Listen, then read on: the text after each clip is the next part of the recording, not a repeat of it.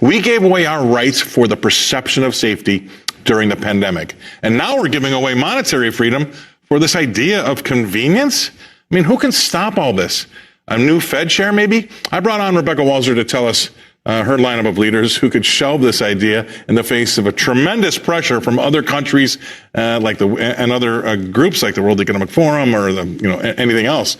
Please welcome to the show, Rebecca. But when we thought about this subject this morning, I'm like, Rebecca's got to do it because this central bank digital currency thing is just, it's another crazy idea.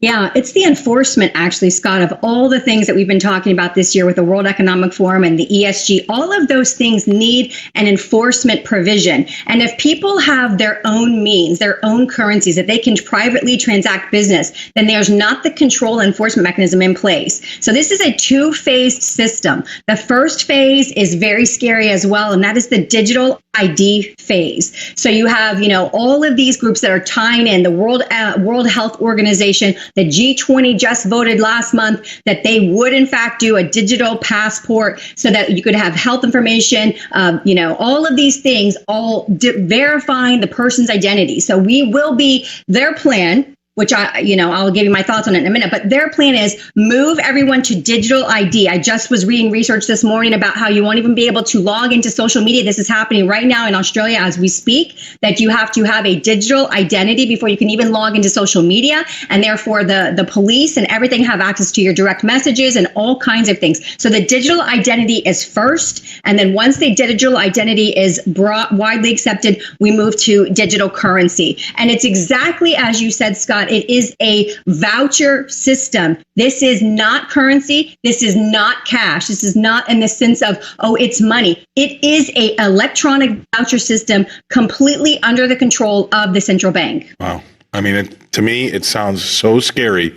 Look, I mowed lawns. I was a paper boy, a lot of cash going back and forth in those old business ideas, but that's going to be gone. And this whole idea that they can now decide that maybe you've been to McDonald's too many days this week, they're going to shut off your ability to buy anything at McDonald's, just like they could do with your car. This is, to me, such a big brother incident, but I don't hear anybody going, this is not a good idea. That's my worry. Yeah, it's shocking. And the reason is that we just have the media that is on a blackout on this. They will not address this. They will not. You'll see articles, but they're on research sites. They're on, actual, industry publications that you and I would read all the time, but they're not mainstream. They're not talking about this. And when they do talk about central bank digital currencies, they always are talking about the speed and the efficiency. Somewhat reminds me of 5G, which is supposed to be faster when we don't need anything faster. 5G is all about frequencies, and it's about getting frequencies into the purview of the realm. So it's completely a misnomer, just like 5G. Central bank digital currencies have nothing to do with speed and everything to do with being able to monitor what you're doing in real time and control you. So it's a Trojan horse. So how do we stop it? that's what, look, it's so ridiculous if you ask me. I cannot believe that we haven't had any pushback. It scares me. Who's going to be the one to fall on their sword and say, no, this is wrong?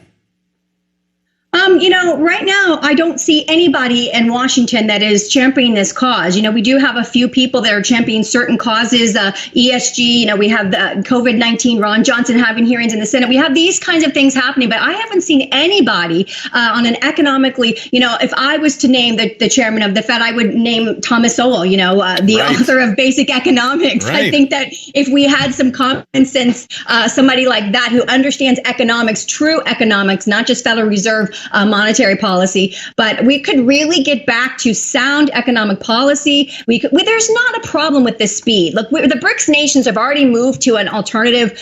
They're moving the world to an alternative system to SWIFT, the SWIFT system, which is a system of the West that has been used globally for decades. And so we already know that the new payment systems and new global reserves are on their way. This is not about that. This is about the United States and all of the states that are and the nations that are doing this keeping moving towards a debt fiat crazy. controllable currency, and it's just not going to happen the way they think. Yeah, and the longer we let this go on, I mean, look, Venmo works just fine if you want that speed, and so does Exactly. PayPal. I mean, we already have things out there that are doing a lot of the things that they're talking about, except for the one big one, which they don't want to talk about, which is control again. I just don't understand where this all of a sudden happened after the pandemic. I think that's what lit their fuse, and they saw how easily they could do it, and they're going to bang on about it forever. You're right. I would just quickly add the World Economic Forum chief economic advisor.